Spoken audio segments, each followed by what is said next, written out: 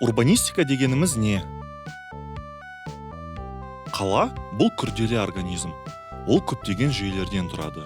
Мысалы, жоспарлау жүйесі, көлік, әлеуметтік және экономикалық жүйелер, экология, әртүрлі коммуникациялар және басқа көптеген нәрселер. Урбанистика қаланы осы күрделі күйінде зерттеп тануға және түсінуге, сондай-ақ оның жүйелерін біртұтас байланыста қарастыруға тырысады. Ол барлық факторларды ескеретін және адамдарға арналған қала жасауға көмектесетін шешімдерді іздейді. 20 ғасырда біздің қалаларымызды бәрінен де қатты өзгерткен жаппай автомобильдендіру болды. Бұл қалалардың кеңеюіне мүмкіндік берді, ал көшелер барлық адамға ыңғайлы қоғамдық орындардан жаяу жүргіншілер үшін қауіпті жерге айналды.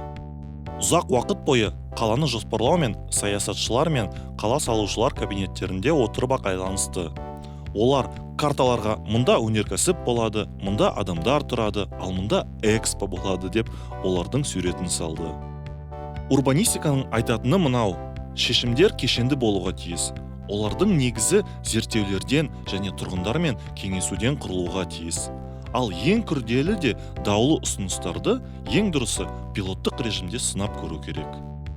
Сонымен урбанистиканың қарастырылатыны: қаланың өзі, оның материалдық ортасы, ғимараттар мен жолдар, парктер мен алаңдар, үдерістер, қала ішіндегі орын ауыстырулар, халық санының және оның белсенділігінің өсуі, қаладағы адам өмірі және адамдардың қоршаған ортамен қалай қарым-қатынас жасайтындығы. Тамаша емес пе? Неліктен урбанистика қазір трендіге айналды? Қалалардың жылдам өсуі. Соңғы 30 жылда әлемдегі қала халқы 2 еседен артық өсті. Ғаламдық экономикадағы қалалардың рөлінің артқаны сонша, қазірде әлемдегі негізгі бәсекелестік мемлекеттер арасында емес, ірі қалалар арасында жүріп жатыр. Орнықты даму. Бәлкім, сіз осы сөзді естіген шығарсыз. Бұл адамзаттың ғаламдық мақсаты. Урбанистика үшін бұл нені білдіреді? Оның білдіретіні экономикалық өсім қаланың табыстылығының жалғыз көрсеткіші болудан қалды. Орнықтылық неғұрлым экологиялық, неғұрлым қауіпсіздеу және барлық тұрғындар үшін тең мүмкіндіктер беретін әділеттірек ортаны білдіреді. Қоғамдық қатысу. Стратегияларды, басты жоспарларды және жекелеген жобаларды әзірлеу — бұл үдерістердің бәрі бүгінгі күні әлдеқайда демократиялық сипат алған. Кез келген әкімнің, сәулетшінің немесе инженердің мақсаты адамдардың өмірін жақсырақ ету болды. Қазіргі белгілі болғаны, мұны жасау тұрғындардың өздерінің кеңесін тыңдамай жасау мүмкін еместігі.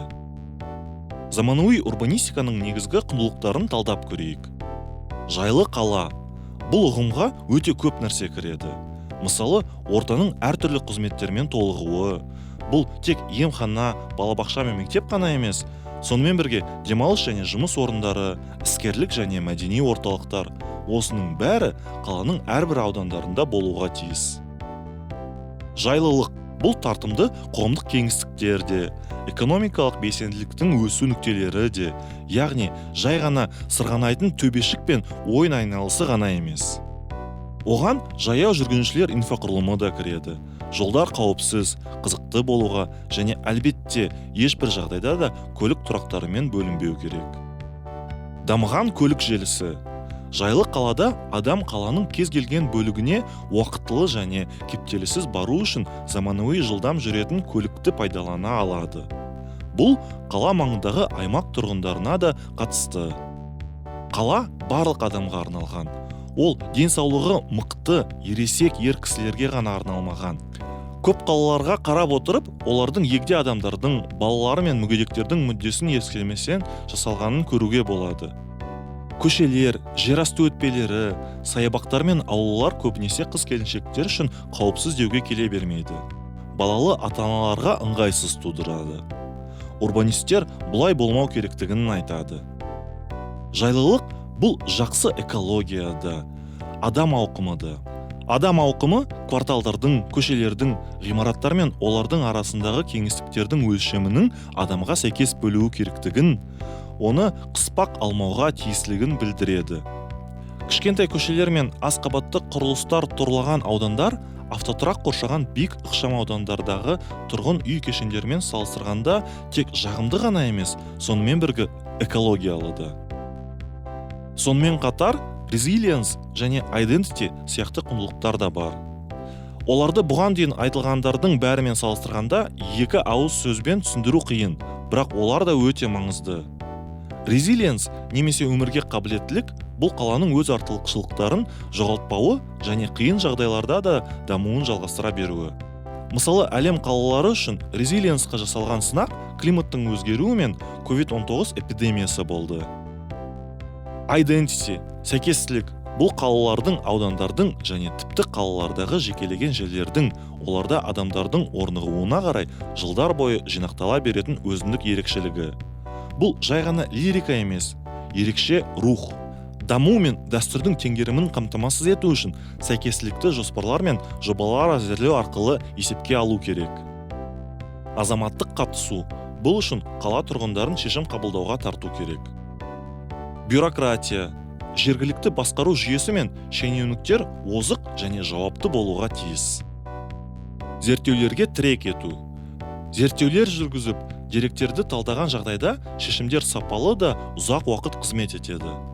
Қаланың, аудан, кварталдың немесе ауланың қалай жұмыс істейтінін, олардың адамдардың қалай пайдаланатынын, олардың қандай жасырын әулеті бар екенін түсінуге керек.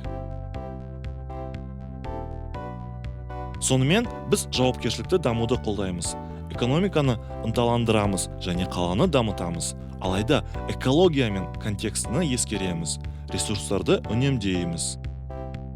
Барлық шешімдер эстетикалы болуға тиіс. Олардың мақсаты адам өмірінің сапасын көтеру.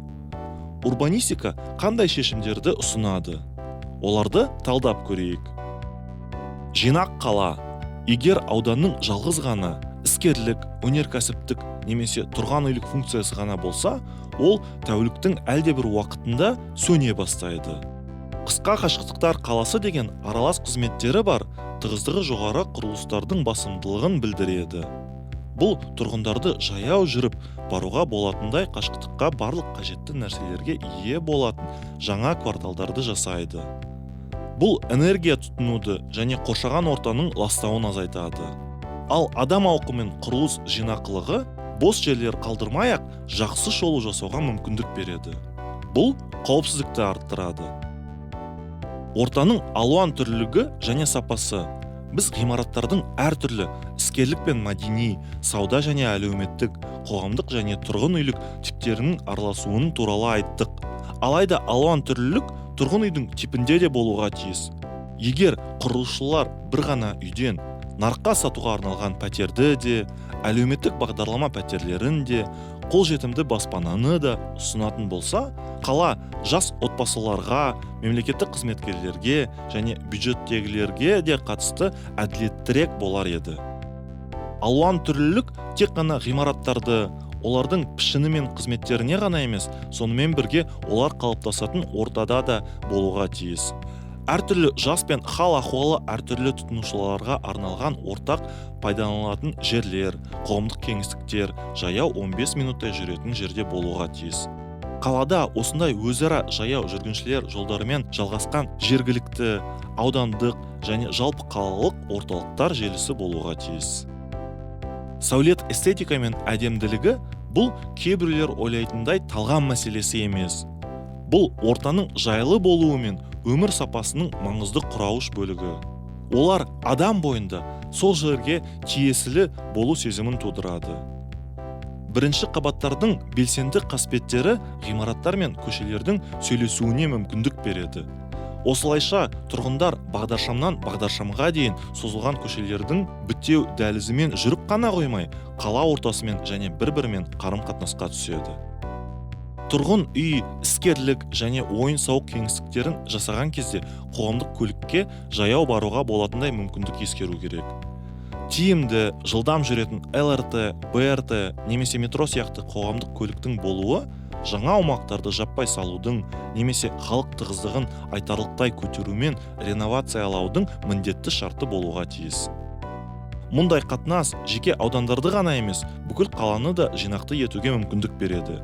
Өйткені жылдам әрі заманауи қоғамдық көлік баратын жерге дейінгі жолға кететін уақыт қысқарады. Тұрғындардың көзқарасы тұрғысынан кей шешімдердің іске асырылуы қиын немесе даулы болуы мүмкін. Бұл арада тактикалық урбанизм, яғни кеңістікті уақытша трансформациялау көмекке келеді. Ол біздің ұсынып отырғанымыздың іске асатын, аспайтынын көруге мүмкіндік береді. Мұндай өзгерістердің пилоттық жобалары көлік шешімдерін тестілеу үшін, қоғамдық кеңістіктерге жандандыру үшін және тағы басқа мақсаттарда пайдаланады. Бұл бейнемен бөлісіңіздер және біздің арнаға жазылыңыздар.